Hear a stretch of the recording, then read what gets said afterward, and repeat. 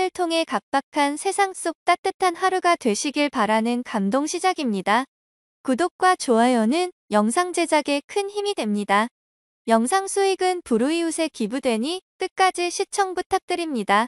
폴란드에 있는 중앙교육청 건물 한 회의장에 수십 명의 외국인 여성들이 한국행 항공권을 손에 들고는 화를 내고 있습니다. 그녀들은 모두 부당한 대우라며 소리를 지르고 있지만 몇몇 외국인 여성들의 표정은 오히려 밝아 보이는데요. 그런데 바로 그때 한 한국인 중년 남성이 들어오더니 회의실 중앙으로 나가 프레젠테이션을 시작합니다. 소란스러웠던 회의장은 일시에 조용해지고 심지어 화를 내던 몇몇 여성들은 한국인 남성의 말이 끝나기 무섭게 여행 가방을 챙겨 밖으로 뛰쳐나가고 마는데요. 과연 폴란드 교육청 소속 외국인 여성들과 한국인 남성에게는 무슨 일이 있었던 것일까요? 안녕하세요. 저는 폴란드의 중앙교육청에서 교사협회의 운영을 담당하고 있는 드보라 릴리라고 합니다. 약 5년 전부터 고등학교 교사직에서 물러나 폴란드 교사협회의 총괄 운영을 담당하고 있는 저는 얼마 전 폴란드 교육청장의 지시로 교사협회 전체를 해체하고 말았는데요. 교육청장님께서는 어려워진 폴란드의 경제 문제로 학교나 기관에서 근무하고 있는 폴란드 교사들의 60%를 강제 해고했고 저에게도 교사협회 단체를 해체하라며 압박을 주셨습니다. 한순간에 500여 명이 넘는 교사 인원들을 책임져야 했던 저는 약 한 달여의 고민 끝에 협회 인원들에게 교사 자격증을 활용할 수 있는 한국에서의 재취업을 제안했는데요. 실제로 제가 운영했던 교사협회는 한국의 몇몇 중학교나 고등학교들에서 원어민 교사를 요청했을 때 곧바로 지원할 수 있는 체계를 갖추고 있었기에 저는 협회 인원들을 불러 모아 한국으로의 단체 취업 이민을 적극 제안하고 나섰습니다. 하지만 대부분의 교사들은 왜 굳이 후진국인 한국으로 가야 되냐면서 오히려 저에게 화를 냈고 결국 저는 아주 극소수의 인원들과 함께 한국으로의 재취업 이민을 떠날 수밖에 없었는데요. 사실 저는 한국이 꽤 살기 좋고 선진국이라는 사실은 알고 있었지만 저 또한 유선상이 아닌 처음 한국에서의 단기 이민 시도에 많은 걱정이 되었던 것은 사실입니다. 그런데 놀랍게도 교사협회 인원들과 함께 한국에 도착한 바로 그 순간 저는 모든 걱정을 싸그리 날려버릴 수 있었는데요. 저의 한국 취업 이민 제안에 반신반의했던 협회 소속 교사들도 한국의 인천공항을 마주하자 한국이 이렇게 쾌적한 공항을 가진 기술력의 나라였냐면서 깜짝 놀라는 반응을 보였고 심지어 한국인보다 외국인이 더 많이 보이는 인천공항 입국 심사장의 모습에 한국으로 오기를 정말 잘했다면서 난리를 치기 시작했습니다. 사실 해외 취업에 있어서 큰 걱정은 되지 않았으나 혹시나 폴란드보다 생활 환경이 열악하고 후진국처럼 느껴지면 어쩌지라는 고민이 제일 컸었던 협회 소속 인원들은 폴란드의 공항은 비교조차 되지 않는 빠른 입국 심사, 기술력과 쾌적함을 갖춘 인천공항의 모습에 이미 한국에 빠져버린 것 같았죠. 저는 한국에 도착하자마자 저희의 취업 이민을 도와줄 한국교육청 관련 직원분에게 전화를 걸었고 약 30분 뒤 교육청 관련 부서 소속이었던 씨는 저희를 데리러 직접 공항으로 오셨는데요. 그런데 강희 씨가 도착했다는 공항 지하 주차장에 도착한 순간 저와 협회 소속 동료들은 눈을 의심하고 말았습니다. 보통 폴란드에서의 공항 지하 주차장은 대부분이 환기 시스템마저 제대로 없어서 들어가는 그 순간 눈이 너무나 따갑고 목이 아파서 빠르게 차를 찾아서 타야 할 정도로 쾌적함은 찾아보기가 힘든데 이상하게도 한국의 공항 지하 주차장은 이러한 불편함이 전혀 느껴지지 않았습니다. 다른 협회 소속 동료들도 항상 폴란드에서의 공항 주차장을 들어갈 때 손수건으로 입을 막고 차를 타러 갔는데 한국은 그럴 필요가 없다면서 너무나 신기해했고 별것 아닌 사소한 편리함이었으나 폴란드와는 너무나 다른 인천공항 지하 주차장 인프라에 벌써 기분이 좋아지더군요. 그런데 저는 폴란드에서처럼 똑같이 공항 지하 주차장의 입구에서부터 강 씨의 차량 번호를 찾기 위해 협회 인원들과 주차되어 있는 자동차의 번호판을 하나하나 확인해 나가고 있었는데 갑자기 강희 씨의 전화가 오더니 저희에게 대체 뭐하고 있냐면서 황당한 반응을 보였습니다. 뜬금없는 강희 씨의 반응에 저는 차량 번호를 찾고 있다며 살짝 짜증을 냈는데 강희 씨는 폭소를 터뜨리며 주차장의 천장을 보라는 말과 함께 알 수 없는 알파벳과 숫자를 말해주고는 전화를 끊어버리더군요. 강희 씨의 말이 이해가 되지 않았던 저는 협회 소속 인원들과 지하주차장에 천장을 올려다보았고 그곳에는 폴란드에서의 지하주차장에서는 단 한 번도 경험할 수 없었던 빈자리. 알림 시스템과 다양한 알파벳과 숫자들이 적혀 있었습니다. 놀랍게도 인천공항의 지하주차장은 차량을 주차한 위치를 곧바로 찾을 수 있는 지도처럼 지하주차장 전체가 구성되어 있었고 심지어 지하주차장의 한쪽에는 차량 번호를 입력하면 곧바로 차량의 위치를 음성으로 알려주는 것은 물론 지하주차장에 천장 불빛 센서가 깜빡이며 찾고 있는 차량이 어디에 있는지 알려주는 무인 알림 시스템이 운영되고 있었기 때문입니다. 살면서 정말 처음 보는 공항 주차장의 편리한 무인 차량 안내 시스템에 저와 동료들은 소름이 돋았고 실제로 강 씨의 차량 번호를 입력하니 차량이 있는 위치의 지도가 화면에 뜨는 것과 함께 주차장 한쪽에서 불빛이 반짝거리더군요. 심지어 인천공항을 많이 찾아오는 외국인들을 배려하는 것인지 영어로까지 자동 번역이 되던 무인 차량 안내 시스템은 폴란드의 공항 주차장과는 기술적으로 너무나 수준이 달라서 어떻게 이런 나라가 존재하고 있었지라는 생각만 들었습니다. 무인 차량 안내 시스템이 알려준 지도를 따라가 보니 강희 씨가 환하게 웃는 얼굴로 저희를 보며 웃음을 터뜨리고 있었고 저는 멋쩍은 반응을 보이며 이렇게 넓은 주차장에서 편하게 차를 찾을 수 있는 공항. 인프라를 가진 나라는 정말 처음이라며 놀랍다는 말을 할 수밖에 없었죠. 아직도 폴란드의 공항 지하 주차장에서는 조금이라도 비가 오면 아예 잠겨버리는 문제가 발생하는 것이 허다하기에 한국처럼 무인 안내 시스템을 설치하기는커녕 혹시 모를 전기 사고를 예방하기 위해 불까지 전부 꺼져 있어 최악의 상황에는 주차장 입구에 있는 손전등을 들고 차량을 찾아야만 하는 불편함을 겪어야 했는데 한국은 이러한 열악한 폴란드의 공항 인프라 상황과는 전혀 거리가 멀어 보였습니다. 차량에 탑승한 협회 소속 동료들도 한국인들은 진짜 머리가 똑똑한 것 같다면서 편리하게 이용이 가능한 공항 지하 주차장의 시스템에 혀를 내둘렀고 강희 씨는 호들갑을 떠는 저희의 모습을 보더니 무인 차량 알림 키오스크 시스템은 인천공항 주차장뿐만 아니라 한국에 있는 대부분의 지하 주차장들에 이미 도입되어 있는 공용 인프라나 다름없다는 충격적인 말을 해주더군요. 한국에서의 평범하고 편리한 삶이 폴란드에서는 그토록이나 바래오던 인프라 개선 목록 중 하나였기에 평생을 폴란드의 교사협회 회장으로 지내오던 저는 폴란드에서 살아온 시간이 후회가 될 정도였고 앞으로 겪을 한국의 모습들이 더욱 기대되기도 했습니다. 그리고 실제로 강희 씨의 차를 타고 도착한 서울은 차에서 내리자마자 폴란드와는 전혀 다른 길거리 풍경이 펼쳐져 있어서 상당히 당황스러웠는데요. 그 중에서도 제일 신기했던 것은 길거리에서 화장실을 해결하는 사람들이 전혀 보이지 않았다는 사실입니다. 보통 폴란드에서의 경우 시민의식이 너무 좋지 않아서 그런 것인지 길거리에서 급한 일을 해결하는 사람들이 상당히 많고 심지어는 외국인 관광객들이 많이 모여있는 관광지에서조차 이러한 행동들 때문에 눈살이 찌푸려지는 경우가 상당히 많습니다. 그런데 놀랍게도 유동인구가 더 많은 서울의 대도시 한복판에서는 이러한 야외에서 볼 일을 해결하는 한국인들을 찾아볼 수조차 없었고 오히려 몇몇 한국인들은 자발적으로 길거리의 쓰레기를 청소하는 선진 시민의식의 모습만 볼 수 있었는데요. 그래서 그런지 서울의 길거리에서는 폴란드에서는 도심 어디를 가나 나던 코를 찌르는 악취가 전혀 느껴지지 않았고 이러한 현상들 때문에 길바닥 자체가 더러워지는 청결도의 문제도 전혀 발견할 수 없었습니다. 말 그대로 한국인들은 지정되어 있는 화장실에서만 이를 보는 높은 시민의식을 가진 사람들이 대부분이었고 저와 동료들은 이러한 한국인들의 모습에 그동안 왜 폴란드인들의 시민의식이 낮다는 기사들이 그렇게나 많이 나왔는지 이해가 되더군요. 사실 폴란드에서 지낼 때에는 저 또한 볼 일은 급한데 화장실이 없는 경우 길거리에서 해결할까 고민이 되었던 것도 사실인데 한국에서는 뛰어난 쾌적함을 갖춘 무료 공중 화장실을 길거리에서 쉽게 찾아볼 수 있어. 그래서 그런지 더욱 이러한 야외에서 일을 해결하는 폴란드인들이 한심스럽게 느껴졌습니다. 실제로 최근 폴란드에서는 파리 근처의 관광지들이 폴란드 노숙자들의 야외 화장실 이용 문제로 골머리를 앓고 있고 이러한 문제들 때문에 파리 자체의 관광지들을 폐쇄하려는 정책도 나오고 있는 것이 최근 폴란드의 현실인데요.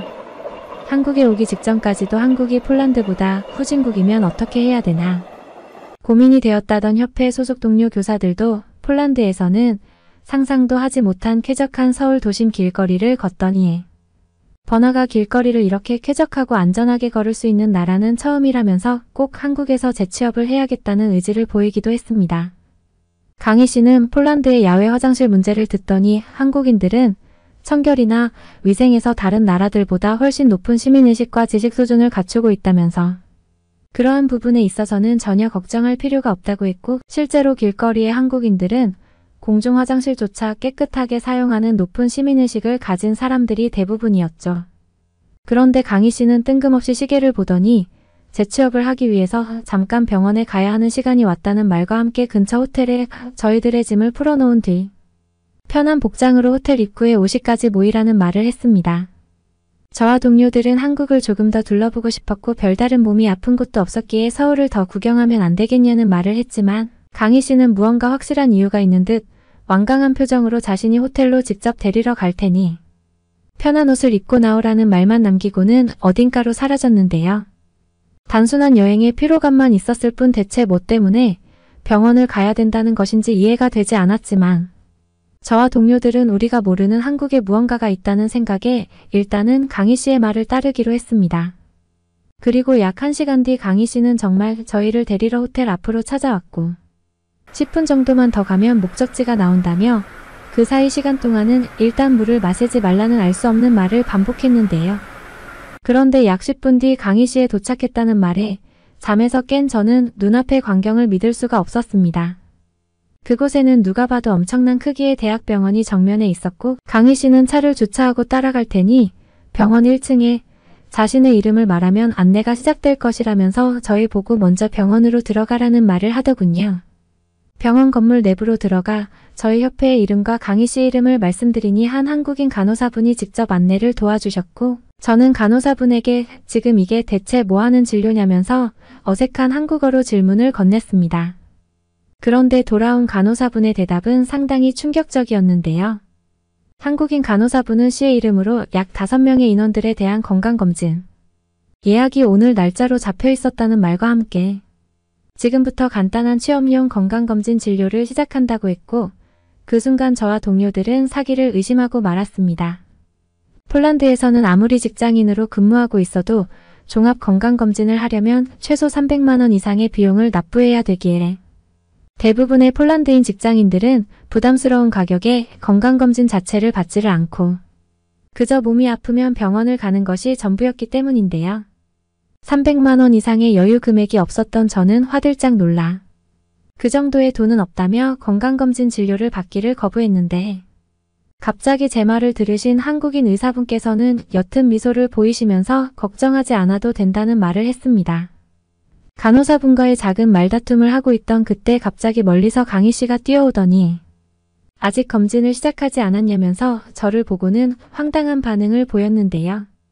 저는 강희 씨에게 그 정도의 여유 비용은 없다며 나머지 돈은 재취업에 써야 하는 비상금이라고 말을 했는데 강희 씨는 뜬금없이 저희 인원들 모두가 일단은 해외교사 취업센터에 등록되어 있어 건강검진 비용은 회사 측에서 전액 부담한다는 말과 함께 건강검진을 받아야 원어민 취업 자리에 신청할 수 있는 자격이 부여된다는 충격적인 설명을 하기 시작했습니다. 씨는 고등학교에 배정되는 원어민 교사들은 건강검진이 필수 자격증의 하나라고 했고 저는 비용 자체가 발생하지 않는다는 한국의 직장인 건강검진 시스템에 깜짝 놀라고 말았는데요. 폴란드에서는 직장인 보험에 가입되어 있어도 건강검진 자체를 받으려면 경제적인 여유가 있어야만 가능했는데 한국에서는 이러한 의료기술이 상향 평준화되어 있는 것인지 한국의 직장에 취직되어 있는 사람들이라면 일반적인 건강검진은 너무나 손쉽게 무료로 받아볼 수 있는 의료복지 시스템이 매우 수준 높게 제공되고 있었습니다. 저와 협회 소속 인원들은 한국이 이렇게나 돈이 많은 나라였냐며 강희 씨에게 너무나 고맙다는 말을 반복할 수밖에 없었고 강희 씨는 한국에서의 취업을 하기 위해서는 필수적인 항목의 복지이니 자신에게 감사할 필요는 없다는 뿌듯한 표정을 보이더군요. 폴란드에서는 돈이 부족해서 엄두도 못 내던 건강검진 제도가 한국에서는 무료로 제공된다니 저는 한국인들이 누릴 수 있는 평범한 의료복지 인프라에 정말 큰 감동을 받았고 바로 그 순간 한국에서의 원어민 교사로 헌신해야겠다는 결심까지 생겼습니다. 살면서 처음 받아본 한국에서의 건강검진은 기본적인 건강검진이기는 했지만 저도 모르던 갑상선의 문제를 알 수 있게 해줬고 다른 건강 관련 부분에서의 현재 상황도 알 수 있어서 너무나 좋았습니다. 한국인 의사분께서는 우려스러운 것은 아니지만 갑자기 피곤해지면 곧바로 병원으로 찾아오라면서 건강검진을 통해 나온 결과들에 대해 자세하게 알려주셨고 특히 갑상선에 대한 진단을 확실히 내려주셔서 저는 한국의 의료기술에 감탄만 나올 뿐이었죠. 다른 협회 소속 동료 몇몇도 건강검진이 끝난 후 자신이 몰랐던 지병을 앓게 되었다며 한국에서의 무료 건강검진이 너무나 감사하다는 말과 함께 눈물까지 흘리더군요. 한국에서는 기본적인 건강검진이기는 했지만 폴란드에서는 비싸서 엄두도 못 내던 의료검진이었기에 한국인들이 누리는 이러한 평범한 삶이 너무나 부러웠고 그건 저뿐만 아니라 다른 협회 동료들도 마찬가지였어요. 심지어 약 3시간의 야간 검진이 끝나자 병원 측에서는 지하 식당으로 내려가면 무료로 죽이나 빵을 먹을 수 있는 준비가 되어 있을 것이라며 저희를 지하 식당가로 내려보냈습니다. 건강검진까지 해주고 밥까지 챙겨준다니 저는 한국인들의 살기 좋은 의료복지와 따뜻한 배려에 눈물이 나올 지경이었고 실제로 병원 지하 식당가에는 죽뿐만 아니라 다양한 한식들도 저렴한 금액으로 먹어볼 수 있어서 너무나 신기했어요. 모든 검진이 끝난 후 살짝 피곤함이 몰려왔지만 제 몸에 대해 확실히 알게 되었다는 사실은 마음의 편안함을 제공해 주었고 강희 씨는 그런 저희를 보며 건강상에 큰 문제가 없다면 원어민 교사 재취업에도 무리는 없을 것이라는 말을 했습니다.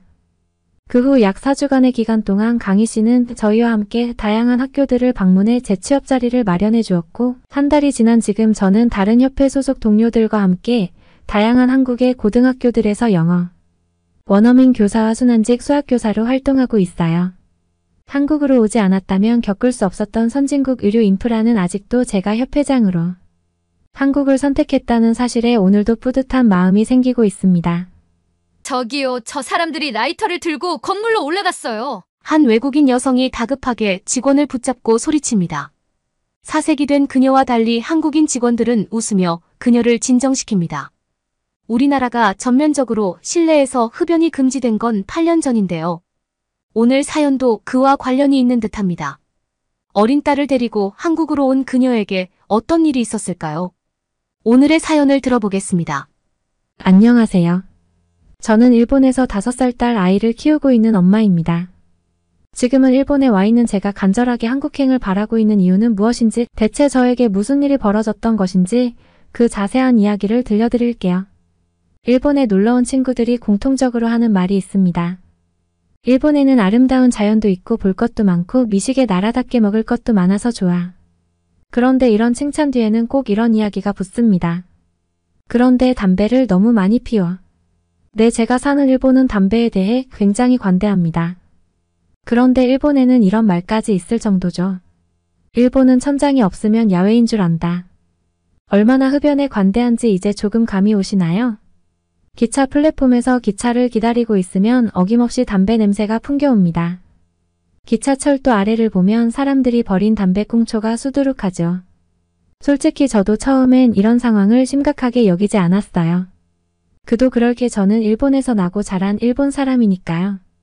그런데 외국에서 놀러온 친구들이 하나같이 일본의 담배 문화를 지적하는 걸 보면서 길에서 담배를 피우는 것, 아무데나 담배꽁초를 버리는 행위가 문제라는 것을 알게 되었습니다. 하지만 저는 그럼에도 불구하고 여전히 심각하게 느끼지 않았어요. 저는 비흡연자이지만 제 부모님은 모두 흡연자였고 제 친구들도 모두 흡연자였거든요. 담배 냄새도 익숙했고 담배 피우는 사람들의 행동도 익숙했습니다. 그런데 이런 제가 일본의 흡연 문제를 정말 심각하게 느끼게 된 계기가 있었어요. 바로 제 딸 마리의 출산이었죠. 한 가지 깜짝 놀랄 이야기를 해드릴까? 일본에서는 유모차를 끌면서 담배 피우는 엄마들이 정말 많습니다. 부부가 나란히 걸어가면서 담배 피우는 모습도 심심치 않게 찾아볼 수 있습니다. 이뿐만인가요? 아이들이 길을 지나가는데도 어른들은 신경도 쓰지 않은 채 담배를 피우죠. 이런 문화에서 자라왔으니 아이들도 자연스럽게 일찍이 담배를 배우게 되는 것입니다. 악순환의 연속이죠. 저도 그렇게 자랐기 때문에 제 딸 마리가 태어난 직후엔 아이가 나고 자란 환경에 큰 관심을 두지 않았습니다. 담배는 일본에서 일상에 녹아든 존재였으니까요. 그런데 전 의사에게 청천벽력 같은 소식을 듣게 되었습니다. 바로 마리의 기관지가 좋지 않다는 것이었어요. 선천적으로 마리의 폐는 기능이 매우 약했고 아마 평생 관리를 하며 살아야 할 것이라는 말을 했습니다. 그러면서 한 가지 당부를 하더군요. 마리 어머님은 혹시 담배를 피우시나요? 아니요. 그럼 혹시 마리의 아버님은요? 남편은 피는데요. 무슨 문제가 있나요? 의사는 제 눈을 바라보며 말했습니다. 담배 냄새는 기관지에 매우 안 좋은 영향을 끼칩니다. 특히 어린아이들에게는 더더욱이요. 무엇보다 마리는 기관지가 약하기 때문에 더욱 조심하셔야 해요. 저는 놀라운 마음을 감추지 못했습니다. 저는 담배가 그렇게 해로울 줄은 몰랐어요. 아니 직접 피는 것도 아닌데 위험한 건가요? 의사는 고개를 끄덕이며 대답했죠. 직접 피는 것만큼 담배 연기도 해롭습니다. 마리 아버님 몸에 묻은 니코틴마저도 아이에게 나쁜 영향을 끼칠 거예요. 저는 이 놀라운 사실을 남편에게 전했습니다. 남편은 절망했어요. 첫 번째 이유는 마리의 기관지가 안 좋다는 것이었고 두 번째 이유는 담배가 그렇게 안 좋다는 것을 이제야 알았다는 것입니다. 안 좋다는 건 알고 있었지만 이 정도로 안 좋을 거라고 생각하지 못했어. 마지막 이유는 거의 평생을 함께 해왔던 담배를 끊어야 한다는 것이었죠. 남편은 담배를 끊기 어려워했지만 기어이 금연에 성공했습니다. 여전히 한 번씩 생각난다고 하더라고요. 담배는 끊는 게 아니라 평생 참는 것이라는 말이 있다면서요. 제 남편은 그 말에 100% 공감한다고 합니다. 그런데 남편이 담배를 끊는다고 해서 모든 문제가 해결되는 것은 아니었습니다. 집 밖의 환경은 마리에게 지옥 그 자체였거든요. 저는 마리를 데리고 외출할 때마다 마스크를 씌웠습니다. 팬데믹 이후엔 좀 나아졌지만 그전에는 마스크를 쓰면 전염병 환자 취급을 하며 욕을 듣기 일쑤였기에 저는 사람들의 눈치를 보며 마리를 챙겼죠. 그런데 아무리 마스크를 쓴다고 해도 담배 연기에서 자유로울 수는 없었습니다. 한번 나갔다 들어오면 머리부터 발끝까지 담배 냄새가 배었거든요. 아이가 크면 학교도 가야 하고 조금씩 부모에게서 독립해야 하는데 여전히 기관지가 좋지 않은 마리를 보며 전 고민이 깊어졌습니다. 그러던 중 우연히 한국에 가게 되었어요. 남편이 한국으로 꽤 긴 출장을 가게 되었거든요. 솔직히 처음에는 같이 가자는 남편의 제안이 좋지만은 않았습니다. 꽤 멀리 있다는 한국까지 굳이 가고 싶지 않았거든요. 귀찮은 마음도 컸죠. 저는 마리를 데리고 여행이라도 할 겸 함께 가자는 남편에게 이렇게 말했습니다. 좋은 여행지는 일본 주변에도 많아 굳이 아시아에 있는 작은 나라까지 갈 이유가 있어 가봤자 별거 없을 거야. 남편은 계속해서 저를 설득했습니다. 아시아라고 하면 도쿄, 홍콩밖에 모를 정도로 아시아권에 대한 관심이 전무한 저에게 한국행은 온전히 남편을 위한 결정이었어요. 가족들과 함께 한국에 도착한 뒤 비행기에서 내렸을 때도 이 마음은 변치 않았습니다. 그런데 그 마음은 입국장에 다다를수록 옅어져 갔고 입국장을 벗어난 뒤 저는 한국에 오길 잘했다라고 생각했습니다. 일본과 달리 한국의 공항은 너무나도 쾌적했어요. 일본에는 오래된 건물이 많아 아무리 관리를 해도 얼룩진 곳도 많고 깨진 곳도 덜어 보였거든요. 솔직히 냄새도 별로였습니다. 그런데 인천공항은 정반대였습니다. 밝고 환한 내부에 모든 게 반짝반짝했죠. 바닥을 닦는 기계를 타고 가며 청소하는 사람들이 곳곳에서 보였습니다. 하지만 저는 풀어진 마음을 다잡아야 했어요. 공항 내부는 이렇게 청결할지 몰라도 밖은 어떨지 모르는 거니까요. 저는 마리를 단단히 챙겨서 남편을 따라 이동했습니다. 그런데 이상했어요. 남편은 밖이 아니라 지하로 이동했거든요. 남편은 저와 마리를 지하철역으로 데려갔습니다. 아니 웬 지하철이야? 남편의 대답은 상상 그 이상이었습니다. 인천공항과 서울은 지하철로 연결되어 있어 굳이 버스를 타거나 할 것 없이 이것만 타면 서울 도착이야 듣던 중 반가운 소리였습니다. 밖에 나가서 버스 티켓을 끊고 기다릴 필요가 없다는 의미였으니까요. 게다가 밖에서 기다리면 마리가 담배 냄새를 맡을 게 분명했습니다. 그런데 여전히 약간의 불안감이 남아있었어요. 저는 지하철에서 담배를 피우는 경우를 수도 없이 봐왔으니까요. 그럼에도 불구하고 약간의 희망을 걸어보고 싶었습니다. 어쨌든 한국의 첫 인상은 매우 청결했으니까요. 저는 남편을 따라 도착한 지하철 플랫폼에서 경악을 금치 못했습니다. 한국의 지하철은 매우 깨끗했고 쓰레기 하나 보이지 않았어요. 게다가 스크린도어라고 해서 안전장치까지 있었죠. 아이를 데리고 있는 엄마들이라면 모두 공감하겠지만 아이들은 언제 어디로 튈지 모릅니다. 그래서 이런 위험한 공간에서 아이들을 데리고 있을 때는 매우 긴장해야 해요. 그런데 한국의 지하철은 달랐습니다. 깨끗하고 잘 정돈되어 있으며 게다가 안전하기까지 한 한국의 지하철을 타고 숙소까지 이동하면서 한국의 깨끗한 거리를 보며 감탄을 이어갔습니다. 숙소에 도착한 저는 남편에게 말했죠. 정말 놀라워, 어떻게 이렇게 깨끗한 나라가 있을 수 있지. 그리고 한국에는 담배를 피우는 사람이 없나 봐. 마리가 안심하고 돌아다녀도 되는 나라는 한국뿐일 거야. 그런데 남편의 입에서 나온 말은 너무나 충격이었습니다. 한국에 담배를 피우는 사람이 없을 리 없잖아. 길에 나가보면 길에서 담배 피우는 사람을 볼 수 있을 거야. 정말 믿었던 사람에게 배신을 당한 것처럼 큰 충격이었습니다.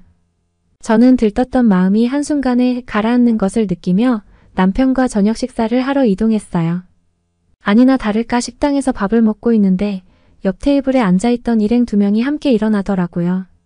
그들의 손에는 담배와 라이터가 들려 있었죠. 저는 그렇지, 담배를 피우는 게 죄는 아닌데 흡연자는 어디를 가나 있겠지라고 생각하며 다시 식사에 집중하려고 했습니다. 그런데 저는 자리에서 일어난 그 사람들의 행동에 화를 참을 수 없었어요. 그 사람들이 밖으로 나가는 게 아니라 건물의 계단을 타고 위층으로 올라가고 있었거든요. 저는 깜짝 놀라서 큰 소리로 말했습니다. 여보, 저 사람들이 건물에서 담배를 피우려고 해요. 저는 이어서 식당 종업원에게 달려가 말했습니다. 여기서 식사를 하던 사람들이 담배를 피우러 나간 것 같은데 건물 위쪽으로 갔어요. 다행히 직원은 영어를 할 줄 아는 사람이었고 그 사람은 흥분한 저를 가라앉히며 말했습니다. 너무 걱정하지 마세요. 만약 건물 안에서 담배를 피운다면 스프링클러가 작동할 거예요. 저는 답답한 마음에 발을 동동 굴렀습니다. 아니, 저는 건물에 불이 날까봐 걱정하는 게 아니에요. 한국에서는 건물 안에서 흡연하는 게 당연한 건가요? 남편은 저를 말리려고 했습니다. 하지만 저는 이런 말도 안 되는 상황을 어떻게 해서든 이해하고 싶었어요. 직원은 난감한 표정을 지으며 한 가지 사실을 알려주었고 저는 마음이 편안해지는 것을 느끼며 이 상황을 납득할 수 있었습니다. 저희 건물 옥상에는 흡연 구역이 있어요. 게다가 흡연 부스가 따로 마련되어 있죠. 저는 흡연 부스라는 것을 처음 들어봤습니다. 흡연 부스에서 흡연을 하면 연기가 밖으로 빠져나오지 않아요. 그래서 다른 사람들에게 피해를 주지 않습니다.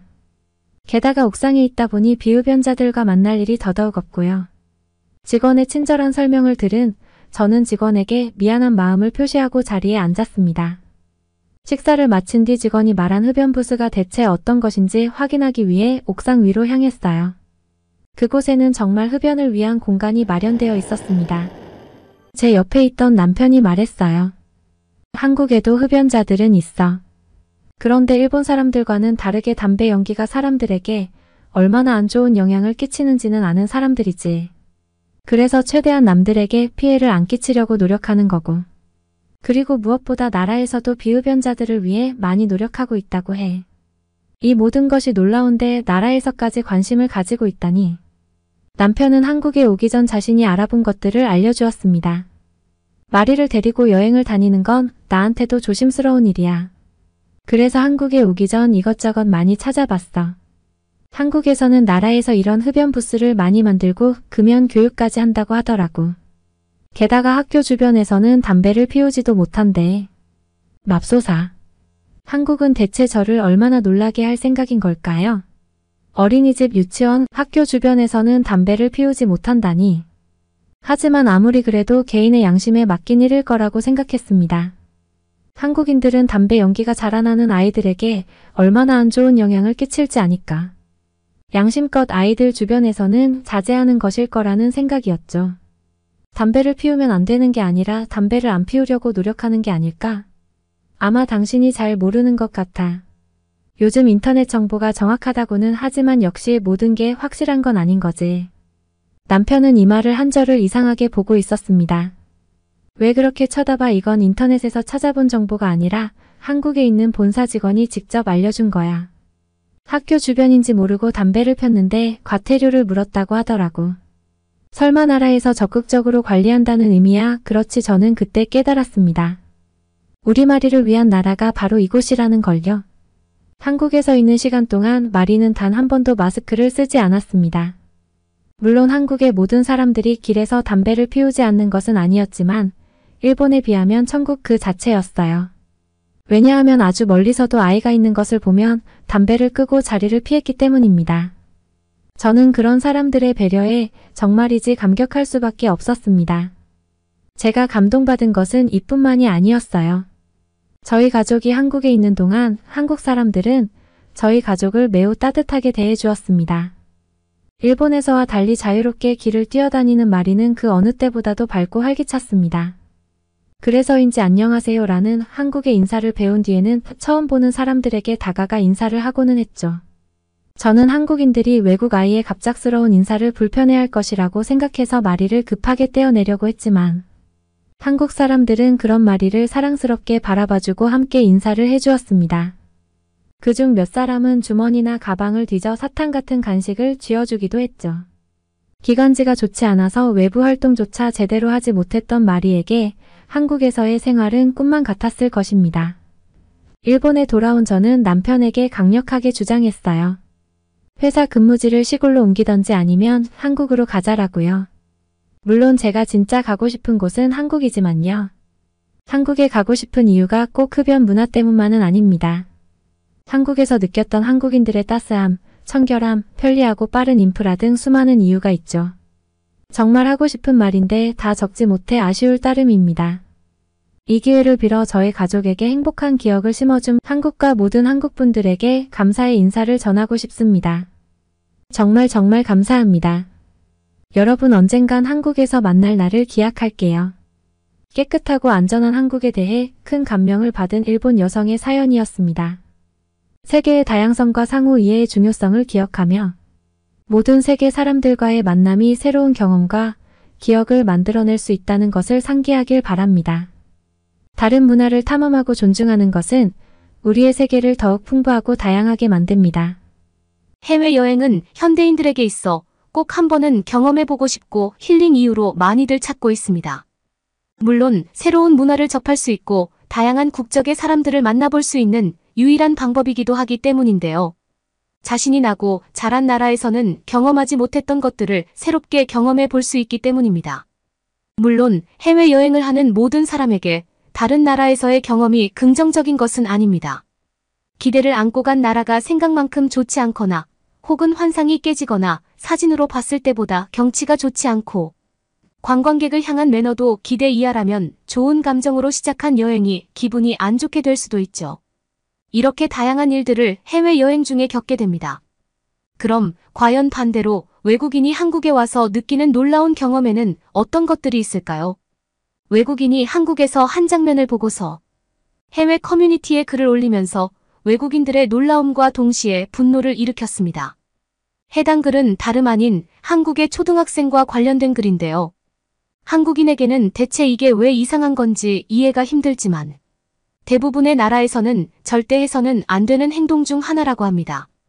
글의 주제는 하교하는 한국 초등학생이 스마트폰을 들고 길을 걷고 있었어 라는 내용으로 옛날에는 핸드폰이 고가였기 때문에 대부분의 부모님들은 적어도 초등학교 고학년 정도의 나이는 되어야 핸드폰을 손에 쥐어줬습니다. 하지만 이것도 일반적인 것이 아니고 중학교나 고등학교에 들어간 뒤에 구매해주는 과정도 심심찮게 볼 수 있었는데요. 하지만 지금은 저가폰이 많고 유치원 때부터 스마트폰을 접하게 되어 초등학교에서 핸드폰이 없거나 스마트폰을 다룰 줄 모르면 소외되는 상황까지 발생한다고 합니다.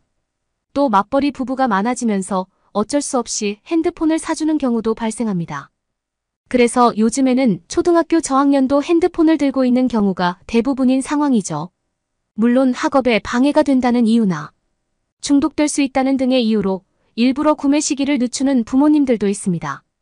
그런데 해외에서는 어른들도 길에서 스마트폰을 들고 걸어 다니는 건 매우 위험한 행동이라고 합니다. 심지어 초등학생이 길에서 아무렇지 않게 스마트폰을 들고 걷는 것을 한국에서 처음 본 외국인들은 비겁할 수밖에 없는데요. 차 안에서 스마트폰을 들고 차 밖으로 손을 내밀자 계속해서 사람들이 스마트폰을 훔쳐가려고 하는 상황. 카페 테이블에 잠깐 놔두고 자리에서 일어나 메뉴판을 보러 갔더니 사라져 있는 상황. 설문조사를 가장해서 주인의 시야를 뺏고 주머니에서 스마트폰을 훔쳐가는 등 이런 수많은 상황들은 이미 유튜브에 수백 개의 영상이 있을 정도로 해외 치안과 한국 치안이 얼마나 차이가 나는지 알 수 있습니다. 그렇기 때문에 한국에서 초등학생이 스마트폰을 들고 길을 걷는 것을 본 외국인이 깜짝 놀라 글까지 작성한 것으로 보이는데요. 그래서도 당황한 게 보일 정도인데 어떤 내용인지 확인해 보겠습니다. 안녕하세요. 저는 영국에 살고 있는 모에나라고 합니다. 현재 저는 한국으로의 여행을 떠나 서울에 있는 중입니다. 한국에 와서 인천공항에 도착했을 때부터 입을 다물지 못할 만큼 한국 공항의 웅장함에 놀라버렸지만 지금 제가 보고 있는 이 상황도 너무나 놀란 나머지 여러분들에게 묻고 싶어 글을 쓰게 되었어요. 제가 방금 어떤 상황을 목격했는지 아마 들으시면 깜짝 놀라실 거예요. 8살 정도로 보이는 어린아이가 가방을 메고 스마트폰을 보면서 길을 걷고 있었어요. 이 상황이 이해가 되시나요? 어떻게 8살 아이가 스마트폰을 보면서 길을 걷고 있을 수가 있죠. 처음에는 어릴 때 성장이 멈춰버린 어른이거나 주변에 부모님이 같이 있을 거라고 생각했지만 이 아이는 분명 혼자 길을 걷고 있는 것이었어요. 저는 아이가 너무 걱정돼서 조금 떨어져서 5분 정도를 함께 걸어갔어요. 하지만 저는 서울의 길을 모르기 때문에 이 아이를 따라가는데 한계가 있었고 아이에게는 미안하지만 중간에 제가 가야 하는 목적지로 돌아가야만 했죠. 아니 근데 제가 가야 하는 목적지로 돌아가고 있는데 또 다른 아이가 있었어요. 그것도 한두 명이 아니고 여러 명의 아이들이 말이죠. 여러 명의 아이들이 각자의 손에 든 스마트폰으로 무언가를 하며 길거리를 가고 있었습니다. 한국은 도대체 뭐 하는 나라인지 순간 멍해졌습니다. 한국이란 나라는 북한 때문에 위험한 나라 아니었나요? 언제 전쟁이 터질지도 모르는 이런 상황 속에서 아이들이 혼자 길을 다닌다고요? 한국은 이런 상황이 일반적인 것인지 궁금했습니다. 아니면 제가 본 아이의 부모들이 무책임한 사람들인 건 아닐까 잠시 생각했습니다. 제가 사는 나라에서는 이런 행동은 그냥 아이를 포기하는 행위였기 때문이죠. 아이들에게 스마트폰을 쥐어주고 혼자 길에 내보낸다면 다시는 아이를 보지 못할 거라고 생각을 해야 하는 거라고 말해주고 싶었습니다. 한국이 치안이 좋다는 이야기는 한국 여행을 오기 전에 듣기는 했지만 이 정도일 거라고는 전혀 예상하지 못했죠. 왜냐하면 한국은 언제 공격할지 모르는 북과 가장 가까운 나라니까. 사람들이 기본적으로 예민하고 공격적인 성향이 강할 거라고 생각을 했습니다. 저는 지금도 그 아이가 혹시 잘못된 것은 아닌지, 부모의 방치로 인해 위험한 선택을 하고 있는 것은 아닌지 너무 걱정이 되어 혹시 한국에 대해서 잘 알고 있거나 살고 있는 사람이라면 이것이 일반적인 상황인지 특이한 상황인지 누가 좀 알려주세요. 제가 너무 혼란스러워서 그러니까요. 내용은 여기까지인데요. 역시나 이 흥미로운 주제에 많은 코멘트들이 달렸습니다. 그럼 해당 주제에 대한 반응 한번 살펴보겠습니다. 거짓말 좀 하지 마. 이 말이 사실이면 그냥 대한민국의 아동 인권은 심각한 문제가 있는 거야. 핸드폰까지 손에 쥐어주는 건 그냥 부모가 종용하는 상황 아니야. 내 눈으로 직접 보기 전까지 믿지 못하겠어. 나는 내 아이가 15살이 될 때까지 스마트폰을 사주지 않았고 절대 길에서는 꺼내놓지 말라고 일러주고 있어. 그런데 8살 아이가 스마트폰을 들고 길을 걷는다고 믿을 수 없어. 한국인들은 안전한 나라에서 살고 있다는 것이 얼마나 행복한 일인지 알아야 된다. 아이를 좀 더 신경 쓸 필요가 있어 보여. 한국이 안전한 이유는 한국인들이 살고 있기 때문이야. 지금 미국인들이 한국으로 이주하면 똑같이 위험해질 거야. 정보 하나를 주자면 내 아이가 다니는 학교만 그런 건지 모르겠지만 스쿨버스가 없어. 아마 이것도 안전하기 때문인 것 같아. 보기 싫은 내 아이를 괴롭힌 아이의 부모를 보지 않아도 된다고. 나는 당장 한국으로 이사 갈 거야. 한국은 CCTV가 모든 곳에 있기 때문에 가능한 일이야. 없는 곳은 차에 있는 블랙박스가 지켜보니까. 한국에 대해 잘 모르는 외국인들이 항상 한국의 치안을 두고 CCTV 때문이라고 말하는 거 보면 짜증나. 나도 그래. 한국은 실제로 범죄 검거율이 굉장히 높아. 그렇기 때문에 적은 것이라 생각한다. 죄를 지으면 언젠가 잡히게 될 거라는 불안감에 살아가야 되니까 내가 한국을 좋아하는 가장 큰 이유다. 한국인들은 항상 말할 때 우리라는 단어를 언급하는 경우가 많아. 나라를 말할 때도 내 나라가 아니라 우리나라라고 말하지. 한국인들은 공동체를 중요하게 생각하는데 그래서 가끔 외국인으로서 서운할 때가 있어. 그들과 함께하지 못하는 느낌이거든. 내가 한국에서 오래 살았나 봐. 이것에 왜 놀랐는지 한참을 생각했어. 한국에서 살아보면 가장 걱정되는 것은 차 사고뿐인 것 같아. 한국은 사람보다 차가 더 무서운 나라야. 언니 말이 틀린 것은 아니지만 운전자 입장에서는 차가 제일 무서워하는 것은 아니다. 언제 튀어나올지 모르거든. 한국에서 살다 보면 내 아이에게 항상 말하는 게 차 조심하라는 말이야. 그리고 내 남편에게는 항상 아이를 조심하라고 말하지. 한국은 과연 정상적으로 사람이 살 수 있는 나라일까? 나라면 불안해서 못 살 것 같아. 한국의 부모님들은 아이를 방치하는 것이 좋은 교육이라고 생각하는 것일까 이해할 수 없는 교육 방식이네. 한국 아이들은 굉장히 똑똑해. 몇 번만 같이 가주면 뒤로는 혼자서도 길을 기억하고 찾아가. 다른 나라라면 절대 아이를 혼자 두지 않겠지만 한국이니까 한국엔 아이 주변 모든 어른들이 부모님이자 수호자야. 그래서 괜찮아. 한국은 아파트에서 많이 살고 아파트 주변에 초등학교, 중학교, 고등학교를 같이 짓는 경우가 많아서 굉장히 가까워. 그렇기 때문에 가능한 게 아닐까? 한국인들이 아이에게 좀 더 다정하게 대해줬으면 좋겠어. 어릴 때부터 방치라니 방치하는 게 아니야. 그만큼 안전하기 때문에 가능한 거지. 아시아 나라들은 모두 한국과 같을까? 중국이나 일본도 한국과 같은지 궁금해. 아무래도 한국보다 더 부유한 나라니까 한국인 남편과 결혼해. 10살 아이가 있어. 너가 치안이 안 좋은 나라에서 자랐다면 충분히 그렇게 이해할 수 있을 것 같아. 그리고 내 아이는 나와 같이 등교하는 것을 9살 때부터 거부했어. 그래서 혼자 등교하고 학교하고 있어. 심지어 학원까지 혼자서 다녀오고 있어. 맞아. 다른 부모님들도 아이와 같이 등교한다면 나는 고집부려서라도 아이와 함께 등교하고 싶지만 다른 아이의 부모님들은 안 오더라고. 나는 너무 걱정돼서 몰래 따라가 봤지만 한국은 그럴 필요가 없는 나라라는 거야. 학교에 부모가 오는 경우는 아이가 사고를 쳤거나 그 반대이거나. 그래서 한국은 오히려 학교에 부모가 있는 것을 좋게 안 보는 것 같아. 오히려 한국인들이 아이를 혼자 등교시키지 못하는 우리를 보고 놀라겠지. 같은 지구에서 살아도 다른 게 너무 신기하네. 여러분은 어떻게 보셨나요? 응원과 격려의 한마디씩을 댓글로 남겨주시기 바랍니다.